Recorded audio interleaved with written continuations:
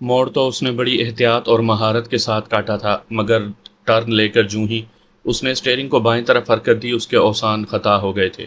سامنے سے آنے والا موٹر سائیکل سوار ایک دم ہی غیر متوازن ہوا اور سیدھا اس کی کار کی طرف تیز ہو گیا۔ اس نے بے اختیار پیر کا دباؤ بریک پر ڈال دیا۔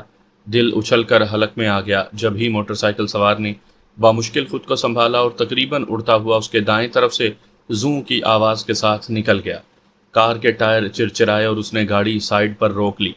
ارد گرد سے کئی لوگ بے اختیار اپنی گاڑیوں، موٹر سائیکلوں اور دوسری سواریوں کو روک کر اس کی طرف دیکھنے لگے۔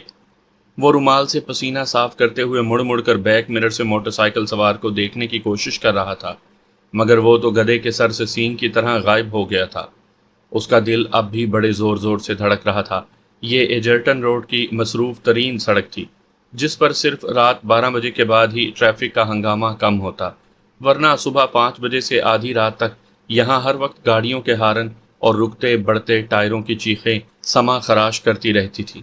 ایک آدھ منٹ کے بعد سب کچھ نارمل ہو گیا۔ لوگ باغ اسے بھول بھال کر اپنی منزل کی طرف گامزن ہو گئے۔ سارجنٹ اگلے چوک میں تھا، اس لیے اس سے نہ ہو سکنے والے حادثے کی خبر ہونا ممکن نہیں تھا۔ اس نے ایک طویل سانس لیا، رومال کوٹ کی جیب میں رکھا، دائیں بائیں دیکھا۔ وہ ایسی جگہ رکا تھا جہاں سے ٹریفک میں کوئی خلل واقع نہیں ہو رہا تھا، ورنہ اب تک اسے بے شمار عجیب و غریب القابات اور ہدایات سے واسطہ پڑ چکا ہوتا۔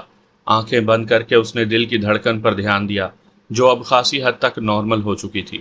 تبھی اس کے دماغ میں روشنی کی ایک لکیر سی لہرائی، پھر یہ لکیر ایک میلی کچیلی چیتھڑوں میں ملبوس فقیر عورت کے مکروہ سراپے میں ڈھلتی چلی گئی۔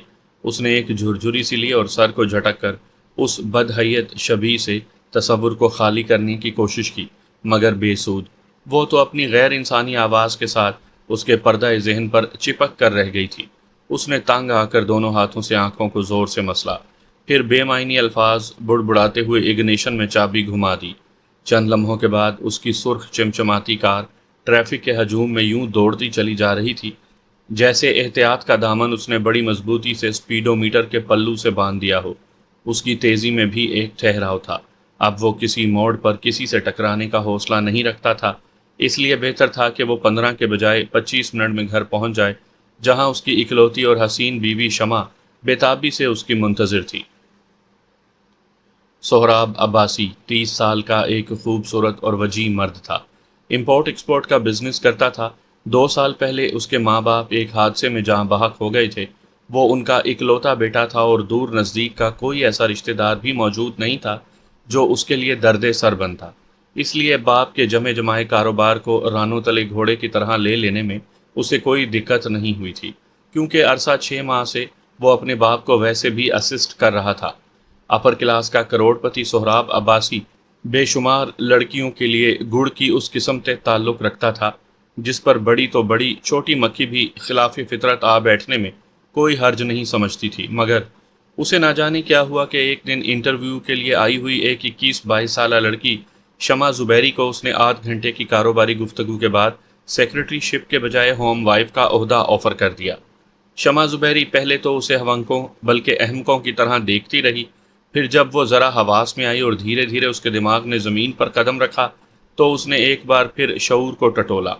وہاں سہراب کی آفر ابھی تک دمک رہی تھی۔ سر، آپ نے کیا کہا؟ وہ خاصے سرد لہجے میں بولی۔ جو آپ نے سنا، میں نے وہی کہا مس زبیری۔ سہراب نے اس کی نیلی آنکھوں میں جھانکتے ہوئے کہا۔ دیکھیے، اس نے اس کے تپ جاتے ہوئے چہرے کو نظروں کے احاطے میں قید رکھ کر ہاتھ اٹھایا اور شمع کے کچھ کہتے ہوئے ہونٹوں کو خاموش کر دیا۔ میری بات کو کسی بھی غلط سمت میں لے جانے سے پہلے میری وضاحت سن لیجئے۔ اس کے بعد آپ کا جو بھی فیصلہ ہوگا میں اسے گالیوں سمیت چپ چاپ قبول کر لوں گا۔ شمع نہ چاہتے ہوئے بھی اس کی بات سننے پر تیار ہو گئی، مگر وہ اب بھی اسے بڑی سرد نظروں سے گھور رہی تھی۔ میں ایک عیاش کلاس سے تعلق رکھتے ہوئے بھی ایک حد تک نہیں خاصا شریف آدمی ہوں۔ آپ اپنے طور پر میرے بارے میں اپنے والدین یا کسی بھی اور ذریعے سے تصدیق کر سکتی ہیں کہ میں جو کہوں گا وہ بالکل سچ ہوگا۔ مس شمع، میں اپنے والدین کا اکلوتا بیٹا ہوں۔ ان کا 2 سال قبل ایک حادثے میں انتقال ہو چکا ہے۔ میں اپنے کاروبار کا بلا شرکت غیر اکیلا مالک ہوں، کروڑ پتی ہوں، چند سالوں کے بعد شاید ارب پتی ہو جاؤں، مگر اس سب کے پیچھے جو خوف اور اندیشہ پھن گاڑے کھڑا ہے، میں اس کے ڈر سے آپ کو پرپوز کرنے پر تیار ہوں۔ وہ ایک لمحے کو رکا۔ شمع اسے بدستور گھور رہی تھی، مگر اب اس کی نظروں کی برف پگھلتی ہوئی محسوس ہو رہی تھی، اور تہہ میں سے جھانکتی ہوئی دلچسپی کو سہراب کی سیاہ آنکھوں نے بھی محسوس کر لیا تھا۔ مس شمع، وہ دوبارہ گویا ہوا، میں عمرا کے جس طبقے سے تعلق رکھتا ہوں، وہاں جنسی تعلقات جائز یا ناجائز حد تک کوئی خاص معنی نہیں رکھتے۔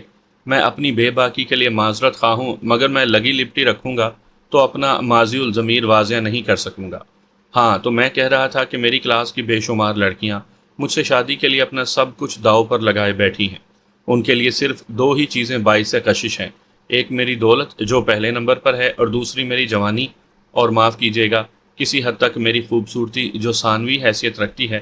ظاہر ہے یہ لڑکی کی ضرورت اور خواہش ہے، اس میں کوئی برائی بھی نہیں، مگر مس شمع، میری ایک پرابلم ہے، وہ یہ کہ میں تو اپنی دولت کے بل پر جب چاہوں جیسی چاہوں جوانی حاصل کر سکتا ہوں، اور یہ کھیل اکیلا رہ کر زندگی بھر کھیل سکتا ہوں، مگر جب میں شادی کے لیے ارد گرد نظر دوڑاتا ہوں تو مجھے ایک بھی ایسی لڑکی دکھائی نہیں دیتی جو شادی کے بعد صرف میرے لیے وقف ہو کر رہ جائے۔ اس کی سب سے بڑی وجہ یہ ہے کہ جو لڑکیاں اس وقت مجھ پر دانت لگائے بیٹھی ہیں وہ میری ہی کلاس سے تعلق رکھتی ہیں، وہ اسی دولت کے بل پر آزادی نسواں کا اشتہار بنی پھرتی ہیں جس کی زیادتی ان کو میری طرف مائل کر رہی ہے۔ کم یا زیادہ وہ بھی میری ہی طرح کے دولت کے ڈھیر پر بیٹھی ہیں۔ میں یقین سے یہ بھی نہیں کہہ سکتا کہ میری بیوی بن کر آنے والی لڑکی کا زندگی میں قدم رکھنے والا میں پہلا مرد ہوں یا نہیں۔ وہ اس بار تقریباً آدھ منٹ کے لیے رکا۔ اس نے شمع کا بھرپور جائزہ لیا۔ وہ ایک آئیڈیل لڑکی تھی، اور اس کے چہرے کے ساتھ ساتھ آنکھوں میں بھی سوچ کے سائے یوں اتر رہے تھے جیسے شام کے جھٹ پٹے کے شفق رنگوں میں پرندے اپنے اپنے گھونسلوں کی طرف نیچی پرواز کر رہے ہوں۔ آپ میری بات سن رہی ہیں نا؟ اس نے آہستہ سے پوچھا۔ جی ہاں، اس نے چونکے بغیر آہستہ سے اپنی گھنی پلکیں اوپر اٹھائیں، اور سہراب کا دل زور سے دھڑک کر رہ گیا۔ آپ کہتے رہیے، میں سن رہی ہوں۔ سہراب نے اس کی آواز میں نرمی محسوس کی تو اس کا حوصلہ بڑھ گیا۔ اس نے انٹرکام کی طرف ہاتھ بڑھایا۔ اگر آپ پسند کریں تو میں کافی… جی نہیں، ابھی نہیں، شمع نے بڑے مضبوط لہجے میں کہا۔ فی الحال آپ اپنی بات ختم کیجیے۔ اوکے۔ اسے ندامت کے بجائے عجیب سی طمانینت کا احساس ہوا۔ شمع کا کردار اس کے ہر رویے سے جھلک رہا تھا۔ تو میں کہہ رہا تھا مس شمع، اس ساری صورتحال میں مجھے شادی کی ضرورت اس لیے پیش آئی کہ میرے والدین ایک آئیڈیل جوڑے کے روپ میں ساری زندگی میری نظروں کے سامنے رہے۔ میں عیاشی کر سکتا ہوں جب تک چاہوں، مگر انجام کار کیا؟ ایک دن مجھے اپنی تنہائیوں کے ساتھی کی ضرورت پڑے گی، ایسے ساتھی کی جو گھر لوٹنے پر مجھے ہر تھکن سے آزاد کر دے، ہر فکر سے دور لے جائے۔ تب شاید میں عمر کے اس حصے میں ہوں گا جب ایسا ساتھی مجھے چراغ لے کر ڈھونڈنے سے بھی نہ مل سکے۔ دیکھیے نا، تب یہ معاملہ ہو جائے گا کہ یہاں کسی کو بھی حسب آرزو نہ ملا، کسی کو ہم نہ ملے اور ہم کو تو نہ ملا۔ اس نے شعر میں اپنا ماضی الضمیر بیان کیا، اور شمع کو زیر لب ہلکی سی مسکراہٹ کے سنگ دیکھ کر مزید کہا، آج آپ کو جاب کے لیے آئے ہوئے دیکھا تو نہ جانے کیوں مجھے یوں محسوس ہوا کہ مجھے اب دیر یا انتظار نہیں کرنا چاہیے۔ ایسا نہ ہو کہ وقت نکل جائے اور میں لکیر پیٹتا رہ جاؤں۔ مس شمع، آپ صرف خوبصورت ہی نہیں، آپ میں ایک وقار اور گریس ہے جس نے مجھے دل کی گہرائیوں سے آپ کی عزت کرنے پر مجبور کر دیا ہے۔ میں آپ کو کسی بھی دفتر میں سیکرٹری کی کرسی پر اٹینشن بیٹھے دیکھنے کے بجائے ایک خوبصورت گھر کی مالکہ کے روپ میں دیکھنا چاہوں گا، اور یہ گھر اگر میرا ہو تو یہ میرے لیے اعزاز ہوگا۔ میری بات ختم ہوئی، اب آپ کا جو بھی فیصلہ ہو میں منتظر ہوں۔ شمع نے سہراب کی طرف دیکھا تو اس بار اس کی نظریں بالکل اسپاٹ تھیں، ہر تاثر سے خالی۔ سہراب صاحب، آپ کی ساری گفتگو کا لب لباب یہ ہے کہ آپ کو کلیوں میں اڑتی پھرتی تتلی کے بجائے شمع خانہ چاہیے جس سے آپ اپنا دل بھی روشن کر سکیں، اور اس کے لیے آپ کی نظر انتخاب سیدھی مجھ پر پڑی، اور ایک سیکنڈ لگائے بغیر آپ نے مجھے پرپوز کر دیا۔ ایک منٹ، یہاں آپ غلط ہیں، سہراب نے اس کی بات کاٹ دی۔ میں نے پورا آدھ گھنٹہ آپ کا انٹرویو کیا، پھر پرپوز کیا۔ کیا آپ کے ہاں سیکنڈ کا پیمانہ 30 منٹ کا ہوتا ہے؟ جی نہیں، سوری، شمع نے بمشکل مسکراہٹ ضبط کی۔ چلیے آدھا گھنٹہ ہی صحیح، لیکن کیا آدھے گھنٹے کی نشست دو زندگیوں کا دائمی فیصلہ کرنے کے لیے کافی ہے؟ نظر، صرف ایک نظر کافی ہوتی ہے مس شمع، سہراب نے بڑے ٹھوس لہجے میں کہا۔ شربت کی مٹھاس معلوم کرنے کے لیے آپ پورا گلاس تو نہیں پیتی، محض چند قطروں یا ایک گھونٹ سے یہ فیصلہ ہو جاتا ہے۔ چلیے یہ بھی مانا، لیکن میں پہلی نظر کی محبت پر یقین نہیں رکھتی۔ میں نے کب محبت کا ذکر کیا ہے؟ سہراب نے حیرت سے اس کی بات کاٹ دی۔ تو اب تک آپ مجھے کیا رام لیلا سنا رہے تھے؟ وہ ہتھے سے اکھڑ گئی۔ نہ مس شمع، زیادتی نہ کریں، دیکھیے اگر میں شادی سے پہلے محبت کروں گا تو شادی کے بعد کیا کروں گا؟ میں نے صرف آپ کو پسند کیا ہے۔ اگر آپ خدا کرے کہ میری بیوی بن کر میرے گھر تشریف لے آئیں، تب میں محبت شروع کروں گا اور مرتے دم تک کرتا رہوں گا، کیونکہ یہ میری پہلی اور آخری محبت ہوگی جس کی شدت کا اندازہ آپ کو نہیں ہو سکتا۔ بس بس، وہ سرخ ہو گئی۔ تمتماتے ہوئے چہرے پر ایک ایسا حسین غبار چمک رہا تھا جس نے سہراب کی رہی سہی دنیا بھی لوٹ لی۔ آپ باتوں باتوں میں وہ کہہ جاتے ہیں جو شاید دوسرا سننا بھی نہ چاہے۔ سوری، وہ واقعی شرمندہ ہو گیا۔ اس نے بے تکلفی کی ساری حدیں ہی پلانگ ڈالی تھی۔ Very sorry. بہرحال سہراب صاحب، میں یہاں نوکری کی تلاش میں آئی ہوں، بر کی تلاش کرنے نہیں۔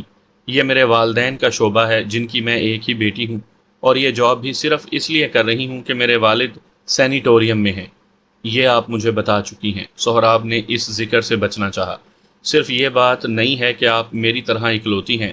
جی، آگے کہیے۔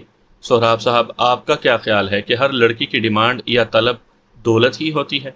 دیکھنے میں تو یہی آیا ہے کہ ہر لڑکی اپنے لیے اچھا اور خوشحال شوہر چاہتی ہے، مگر مجھے اپنے لیے صرف دولت مند ہی نہیں، با اعتبار، با اعتماد اور آئینہ نما شوہر چاہیے۔ سہراب صاحب، اگر آپ کی کچھ توقعات ہیں تو کیا فریق ثانی کی کوئی خواہش نہیں رکھ سکتا؟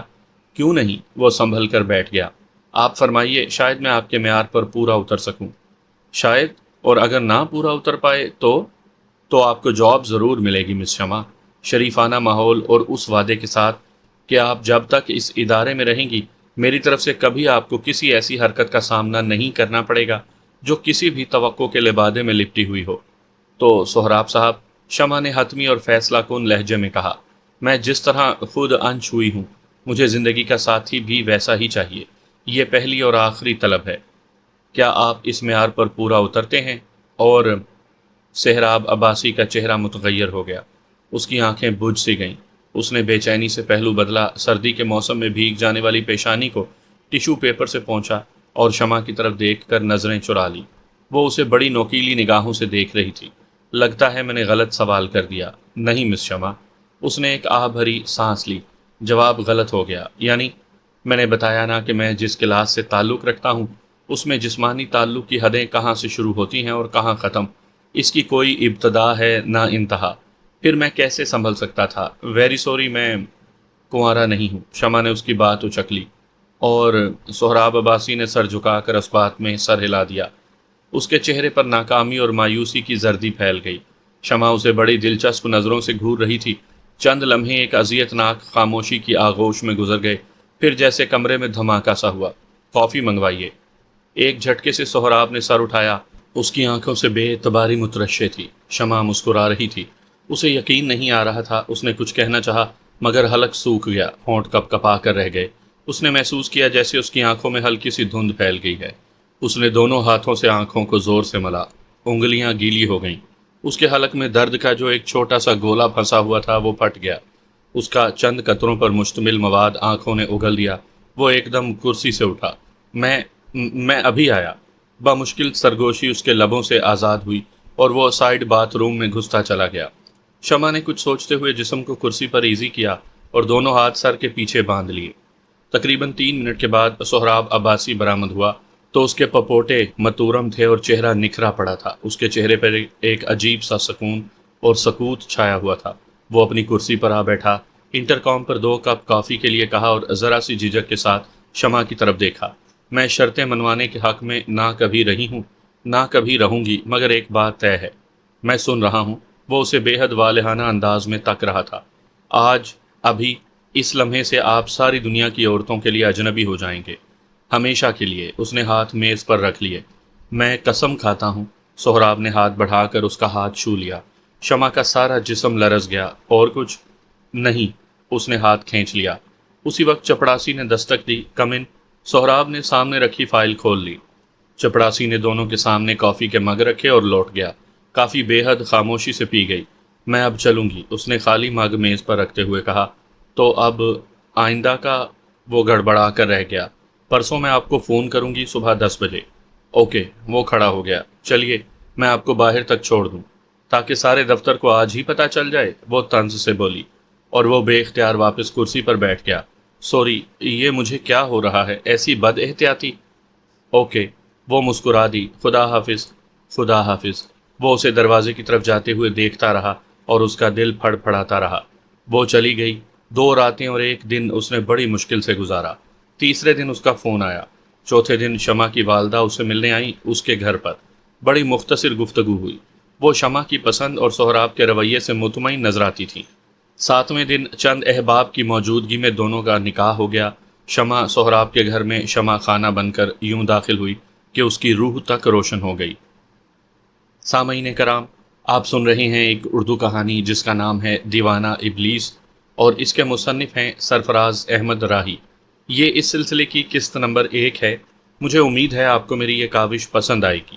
آپ نے اگر ابھی تک میرا چینل مائی وائس سبسکرائب نہیں کیا تو ابھی میرے چینل کو سبسکرائب کر کے بیل نوٹیفیکیشن آن کر لیجئے تاکہ آنے والی ہر نئی کہانی کی اطلاع بر وقت آپ تک پہنچ سکے۔ وقت اتنی خوبصورتی سے گزر رہا تھا کہ سہراب کے لیے دفتر اور گھر اور شمع کے علاوہ کوئی دلچسپی نہیں رہ گئی تھی۔ واقعی اس نے سچ کہا تھا، اس نے شادی کے بعد محبت شروع کی تھی اور دن بدن اس کی محبت شدید ہوتی جا رہی تھی۔ شمع خود اس کے لیے اتنی دیوانی ہو چکی تھی کہ دونوں کا ایک دوسرے کے بغیر ایک پل کاٹنا مشکل ہو گیا تھا۔ 1 سال ہونے کو آیا تھا مگر لگتا تھا ان کی شادی کو ابھی صرف 1 ہفتہ گزرا ہے۔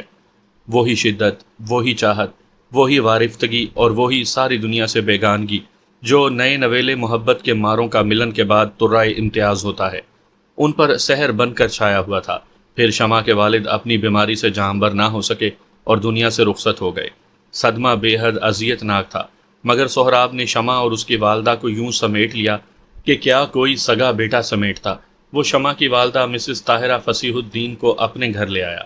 شمع نے اس کی دبے لفظوں میں مخالفت کی مگر وہ نہ مانا۔ شمع بھی یہ سوچ کر زیادہ نہ اڑی کہ اکیلی ماں کا پاس رہ کر زیادہ اچھی طرح خیال رکھا جا سکتا ہے۔ تاہم سہراب نے ان کی خواہش پر اینیکسی میں ان کو ایڈجسٹ کر دیا تھا۔ وہ ہر وقت بیٹی اور داماد کے ساتھ رہنے کو معیوب جانتی تھی۔ وہ قطعاً لاپرواہ نہیں تھا، مگر آج جب وہ دفتر سے گاڑی میں گھر کے لیے نکل رہا تھا تو اچانک کسی طرف سے ایک بوڑھی فقیرنی اس کی طرف لپکی۔ اگر وہ بر وقت بریک نہ لگاتا تو وہ یقیناً گاڑی سے ٹکرا جاتی۔ غصے سے اس نے بڑھیا کی طرف دیکھا اور کراہت سے اس کا منہ پھر گیا۔ وہ اتنی ہی بدحیت تھی کہ الامان، بابو تیرے بچے جیئیں۔ اس نے پرس سے 5 کا نوٹ کھینچا اور اس کی طرف بڑھا دیا۔ ساتھ ہی بے اختیار اس کے لبوں سے نکلا، اگر بر وقت میں بریک نہ لگاتا تو تم نیچے آ چکی تھیں مائی۔ دیکھ کر گاڑی پر لپکا کرو، تم لوگ اپنی جان کی بھی پرواہ نہیں کرتی۔ ارے جا بابو، بڑھیا نے نوٹ لپکتے ہوئے کہا، مر گئے مجھے مارنے والے، ابھی میرا وقت نہیں آیا۔ لا حول ولا قوت۔ وہ برا سا منہ بنا کر بولا، اتنی پہنچی ہوئی ہو تو مانگتی کیوں پھرتی ہو مائی؟ کہیں کوئی شعبدہ گھر کھول لو۔ اس نے گاڑی آگے بڑھانا چاہی۔ ٹھہر جا ٹھہر جا، بڑھیا نے بدتمیز انداز میں اسے ٹوکا۔ وہ غصے سے بل کھا کر رہ گیا۔ کیا کہا تو نے؟ میں تجھے شعبدہ باز دکھائی دیتی ہوں ہیں؟ ابھی لے، ابھی لے۔ وہ آپے سے باہر ہوتے ہوئے بولی، لے اب تو خیر خیریت سے گھر پہنچ جانا بابو۔ ویسے اس کی امید کم ہے، گھر جا کر سوچنا، تجھے میرے شعبدہ باز ہونے اور نہ ہونے کا یقین ڈاواں ڈول کر دے گا، سمجھا؟ اب جا، موڑ پر تیری قسمت تیز ہوا میں جلتا ہوا دیا لیے تیرا انتظار کر رہی ہے۔ بکو مت، وہ تیش سے بولا اور گاڑی کو گیئر میں ڈال دیا۔ بڑھیا زور سے ہنسی اور اس کی مکروہ ہنسی دور تک اس کا پیچھا کرتی رہی۔ پھر جب ایک موڑ پر اسے ایک موٹر سائیکل ٹکراتے ٹکراتے بچی تو اس کا ذہن کلا بازی کھا کر رہ گیا۔ وہ توہم پرست نہیں تھا، مگر بڑھیا کی بکواس پر غور نہ کرنا بھی اب اس کے لیے ناممکن تھا۔ اس نے ایک موڑ کا ذکر کیا تھا اور موڑ مڑتے ہوئے اس کا ایکسیڈنٹ ہوتے ہوتے بچا تھا۔ اس کا ذہن مسلسل اس مکروہ بڑھیا کے سراپے اور اس کی بے سروپا مگر حیرت انگیز حد تک سچ ہونے والی بات میں الجھا ہوا تھا۔ اس نے بڑی کوشش کی مگر سارا راستہ وہ بڑھیا کے تصور سے پیچھا نہ چھڑا سکا۔ اپنی کوٹھی کے گیٹ پر کار روکتے ہوئے جب اس نے ہارن دیا اور چوکیدار نے اٹھ کر گیٹ کھولا تب بھی وہ بڑھیا ہی کے خیالات میں گم تھا، مگر گاڑی کو گیٹ کے اندر داخل ہونا تھا کہ اس کے الجھے ہوئے دماغ پر کوفت، توہم اور اندیشوں کی ساری گرد چھٹتی چلی گئی۔ سامنے برآمدے میں کھڑی شمع نے اس کی گاڑی کو دیکھتے ہی جیسے اس کی طرف دوڑ لگا دی تھی۔ اس کی بے تابی پر وہ مسکرا کر رہ گیا۔ ڈیش بورڈ میں نصب گھڑی میں وقت دیکھا۔ وہ احتیاط سے گاڑی چلانے کے چکر میں پورا 15 منٹ لیٹ تھا۔ اس نے گاڑی سے باہر قدم رکھا اور بے تابانہ بڑی چلی آتی شمع کو بازوؤں کے گھیرے میں لے لیا۔ یہ چند منٹ کی دیر کیا حسین انجام ساتھ لائی تھی۔ کیا بات ہے جانم، اس نے آہستہ سے شمع کو خود سے الگ کیا۔ کچھ نہیں، آپ نے اتنی دیر کر دی۔ وہ سہراب کا بازو اپنے گرد حائل کرتے ہوئے اس کے ساتھ اندر کی طرف چل دی۔ اپنا چہرہ اس نے سہراب کے سینے میں چھپا لیا تھا۔ سہراب نے محسوس کیا کہ شمع کا جسم لرز رہا تھا۔ اس نے اسے اپنے ساتھ بھینچ لیا اور اسی طرح وہ اپنے بیڈ روم میں چلے آئے۔ اندر داخل ہوتے ہی وہ پاگلوں کی طرح اس سے لپٹ گئی۔ وہ اب باقاعدہ کانپ رہی تھی۔ شمع، جانم کیا بات ہے؟ وہ بےتاب ہو گیا۔ شمع کا چہرہ دونوں ہاتھوں میں لے کر اس نے سامنے کیا اور اس کی لرزتی ہوئی پلکوں کو احاطہ نگاہ میں لے کر والہانہ دیکھنے لگا۔ آپ نے اتنی دیر کیوں کر دی؟ شمع نے پھر وہی سوال دہرایا اور اس کے ہاتھوں کو اپنے ہاتھوں میں تھام لیا۔ کتنی دیر؟ میں صرف 15 منٹ لیٹ ہوا ہوں، وہ بھی ایک حادثہ۔ وہ کہتے کہتے رک گیا۔ وہ حادثہ؟ کیسا حادثہ؟ شمع نے پٹ سے آنکھیں کھول دی اور براہ راست سہراب کی آنکھوں میں گھورنے لگی۔ سہراب اس کی ہرنی جیسی آنکھوں سے جھانکتی ہوئی وحشت سے گھبرا سا گیا۔ بات کیا ہے؟ تم مجھ سے کچھ چھپا رہی ہو؟ سہراب تشویش سے بولا۔ پہلے آپ بتائیے، کیا حادثہ ہوا راستے میں؟ کوئی موٹر سائیکل تو گاڑی سے نہیں ٹکرا گئی؟ تمہیں کیسے پتا؟ وہ حیرت سے اچھل پڑا۔ جو میں نے پوچھا وہ بتائیے، وہ ضد پر اتر آئی۔ ادھر آؤ۔ وہ اسے لے کر بیڈ کی طرف بڑھا، اسے آرام سے بٹھایا۔ میں چینج کر کے آتا ہوں۔ وہ سائیڈ روم کی طرف بڑھ گیا۔ 5 منٹ کے بعد جب وہ لوٹا تو شمع بیڈ کے بجائے صوفے پر بیٹھی تھی۔ سامنے تپائی پر چائے کے برتن پڑے تھے۔ وہ سہراب کے لیے چائے بنا چکی تھی اور اب اپنے کپ میں چینی ڈال رہی تھی۔ سہراب اس کے ساتھ ہی صوفے پر آ بیٹھا، چائے کا کپ اٹھا کر سپ لیا اور کپ واپس تپائی پر رکھ دیا۔ شمع نے اپنا کپ تیار کر کے وہیں رہنے دیا اور ذرا سا رخ پھیر کر اس کی طرف متوجہ ہو گئی۔ اب کہیے، کیا حادثہ ہوا؟ وہ اب بھی بے چین تھی۔ بات ترتیب سے ہوگی، پہلے میں بتاتا ہوں۔ یہ کہہ کر اس نے دفتر سے نکل کر ایجرٹن روڈ کا موڑ مڑنے تک کی بات تفصیل سے کہہ سنائی۔ شمع نے بڑی محویت سے ساری بات سنی۔ اب تم بتاؤ، تمہیں کیسے معلوم ہوا کہ میرا حادثہ موٹر سائیکل سے ہوتے ہوئے ہی؟ میں آج 2-2:30 بجے کے قریب یوں ہی سونے کے لیے لیٹ گئی۔ سر میں درد تھا، میں نے ایسپرین لی اور بستر پر آ گئی۔ آپ کے آنے سے تقریباً 20-25 منٹ پہلے میں نے بڑا بھیانک خواب دیکھا۔ میں نے دیکھا کہ آپ کی گاڑی اور ایک موٹر سائیکل کا ایکسیڈنٹ ہوتے ہوتے بچا، اور موٹر سائیکل کو آپ گاڑی سے ہٹا کر دور پھینکنے میں ایک بڑی مکروہ سی بوڑھی عورت کا ہاتھ ہے۔ اس نے جیسے انگلی کے اشارے سے موٹر سائیکل کو دور ہٹا دیا، ورنہ شاید وہ سیدھا آپ کی گاڑی کی ونڈ اسکرین میں آ گھستا۔ بوڑھی اور مکروہ عورت؟ سہراب کے ذہن میں جھماکا سا ہوا۔ اس نے غور سے شمع کی جانب دیکھا۔ تم اس کا حلیہ بتا سکتی ہو؟ ہاں، وہ تو میرے دماغ میں نقش ہو کر رہ گیا ہے، شمع نے کہا، اور بڑی باریک بینی سے جو حلیہ اس نے بیان کیا وہ اسی فقیر بڑھیا کا تھا جو سہراب سے دفتر کے گیٹ پر ٹکرائی تھی۔ یہ کیسے ہو سکتا ہے؟ وہ بے یقینی سے بولا۔ کیا کیسے ہو سکتا ہے؟ شمع نے اسے حیرت سے دیکھا۔ یہ بالکل اس فقیر بڑھیا کا حلیہ ہے جو مجھ سے دفتر کے گیٹ پر ٹکرائی تھی، مگر وہ تمہارے خواب میں کیا کر رہی تھی؟ اور وہ بھی ٹھیک اسی وقت جب یہ حادثہ ہو رہا تھا۔ شمع نے بات پوری کی۔ اور اسی وقت سے میں بے چینی کے عالم میں آپ کی منتظر تھی۔ دفتر فون کیا تو پتہ چلا کہ آپ گھر کے لیے نکل چکے ہیں۔ خواب ختم ہوتے ہی میں گھبرا کر بیدار ہو گئی تھی۔ تب سے میں کوریڈور میں ٹہل رہی تھی۔ اگر آپ 5 منٹ مزید نہ آتے تو میں آپ کی تلاش میں نکل پڑتی۔ وہ بچوں کی طرح سہم کر اس کے ساتھ لگ گئی۔ بس، وہ اس کا شانہ تھپک کر بولا۔ اللہ نے کرم کر دیا، میں بالکل ٹھیک ہوں، تم گھبراؤ مت۔ مگر میں حیران ہوں شمع، وہ بڑھیا کیا شے ہے جو بیداری اور خواب کی حالت میں ایک ہی وقت پر ہم دونوں کو پریشان کر رہی تھی؟ پریشان نہیں، اس نے تو آپ کو موٹر سائیکل کے ساتھ ٹکرانے سے بچا لیا سہراب۔ شمع نے اس کی بات کاٹی۔ میں نے خواب میں جس طرح اسے انگلی کے اشارے سے موٹر سائیکل کو پرے دھکیلتے ہوئے دیکھا، اس منظر کو میں کیسے بھول سکتی ہوں؟ نہیں شمع جان، یہ تمہارا وہم ہے، اور ممکن ہے کہ وہ کوئی اور بوڑھی عورت ہو۔ حلیہ ان غلیظ لوگوں کا ایک جیسا ہی ہوتا ہے۔ اس کی بھی تصدیق ہو جائے گی، شمع نے سیدھے ہو کر بیٹھتے ہوئے کہا۔ وہ کیسے؟ آپ اس بڑھیا کے کپڑوں کا رنگ بتائیے یا کوئی اور خاص نشانی۔ سہراب نے سوچتے ہوئے آنکھیں بند کر لیں۔ خوب دھیان جما کر اس نے بڑھیا کو یاد کیا اور اسی حالت میں بولا۔ اس نے سرخ پھولوں والے ڈیزائن کے ملگجے سے کپڑے پہن رکھے تھے۔ اس کے بائیں ہاتھ میں ایک تھیلا اور چھوٹے دانوں کی سفید تسبیح تھی۔ شمع نے پھر اسے چونکا دیا۔ ہاں، بالکل۔ سہراب آنکھیں کھول کر حیرت سے اسے گھورنے لگا۔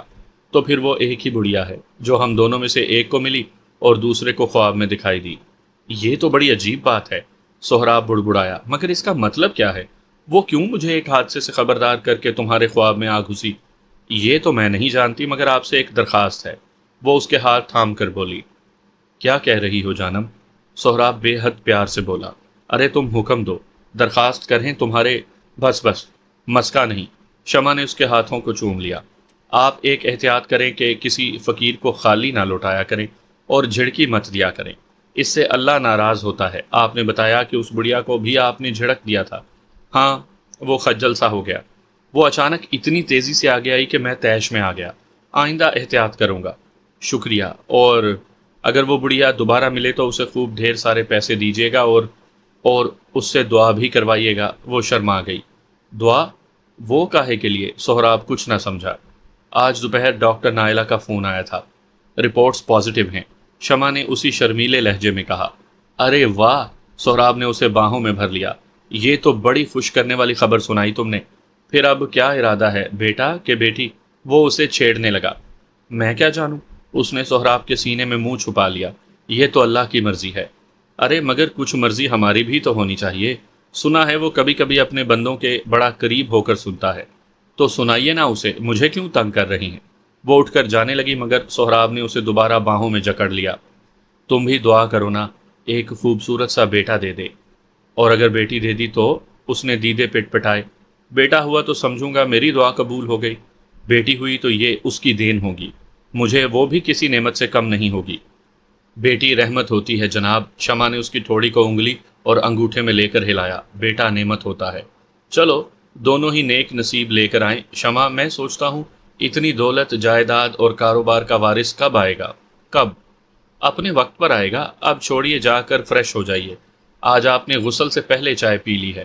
ہاں، بات ہی ایسی تھی کہ سب الٹ پلٹ ہو گیا۔ اچھا تو میں فریش ہو جاؤں؟ وہ اٹھ گیا۔ شمع نے اٹھ کر برتن سمیٹے، بیڈ کے سرہانے موجود بٹن پش کیا۔ ملازم نے چند لمحوں کے بعد دروازے پر دستک دی۔ بابا برتن لے جاؤ، اس نے بوڑھے کو اندر آنے پر کہا۔ وہ برتن لے کر لوٹ گیا۔ شمع کچھ سوچتے ہوئے بیڈ کی پٹی پر بیٹھ گئی۔ اس کے دھیان میں خواب والی بڑھیا کا تصور ناچ رہا تھا۔ وہ اس خواب کی جزیات پر غور کر رہی تھی۔ شاید کوئی بات سامنے آ جاتی۔ کچھ دیر بعد اس نے اس بات میں یوں سر ہلایا جیسے کچھ فیصلہ کر لیا ہو۔ پھر وہ باتھ روم کے دروازے پر آئی اور آہستہ سے دستک دی۔ یس، اندر سے سہراب نے شاور کی شاں شاں میں جواب دیا۔ میں ذرا امی کے کمرے تک جا رہی ہوں، ابھی لوٹ آؤں گی۔ اوکے، سہراب نے اسی انداز میں جواب دیا۔ وہ مسکراتی ہوئی پلٹی اور کمرے سے نکل گئی۔ اللہ تم پر اپنا کرم فرمائے بیٹی، طاہرہ بیگم نے تسبیح ایک طرف رکھتے ہوئے شمع پر پھونک ماری۔ میں آج ہی تم دونوں کی طرف سے صدقے کا بکرا خود یتیم خانے میں جا کر دے آؤں گی۔ اللہ تم دونوں کی حفاظت فرمائے۔ انہوں نے شمع کو سینے سے لگا لیا۔ یہ خواب اچھا بھی ہے اور برا بھی۔ اچھا اس لیے ہے بیٹی کہ تم نے سہراب کو حادثے سے بچتے ہوئے دیکھا، اور برا اس لیے کہ حادثہ تو شاید ایک اشارہ ہے آئندہ کسی بڑے واقعے کے بارے میں۔ وہ بڑھیا جو بھی ہے، ہو سکتا ہے مجذوبہ ہو، اس سے سہراب کو جھڑک کر بات نہیں کرنی چاہیے تھی۔ امی، اس کے بارے میں تو میں نے انہیں سمجھا دیا ہے، بس ان کی طبیعت میں کبھی کبھی تیزی آ جاتی ہے۔ نہیں آنی چاہیے بیٹی۔ بہرحال دوسری بات کیا بتانے والی تھی تم؟ انہوں نے شمع کی جانب دیکھا اور جب شرماتے ہوئے اس نے ماں کو خوشخبری سنائی تو وہ نہال ہو گئیں۔ الحمدللہ، وہ بے اختیار کہہ اٹھی۔ اللہ تیرا لاکھ لاکھ شکر ہے بیٹی، اب تمہارے اچھلنے کودنے کے دن نہیں، احتیاط اور آرام کرو، سمجھی؟ انہوں نے شمع کی پیشانی چوم لی۔ جی امی، وہ سر جھکا کر رہ گئیں۔ اچھا بیٹی، اگر سہراب دفتر سے کچھ دن کی چھٹی کرنا چاہے تو؟ نہیں امی، چھٹی تو ممکن نہیں ہے، وہ اتنے بزی رہتے ہیں کہ اتوار کا دن نہ جانے کیسے اسپیئر کر لیتے ہیں۔ مگر میں چاہتی تھی بیٹی کہ تم دونوں کچھ دنوں کے لیے کسی پرسکون مقام پر چلے جاؤ، اس سے آنے والے مہمان پر بڑا خوشگوار اثر پڑتا ہے۔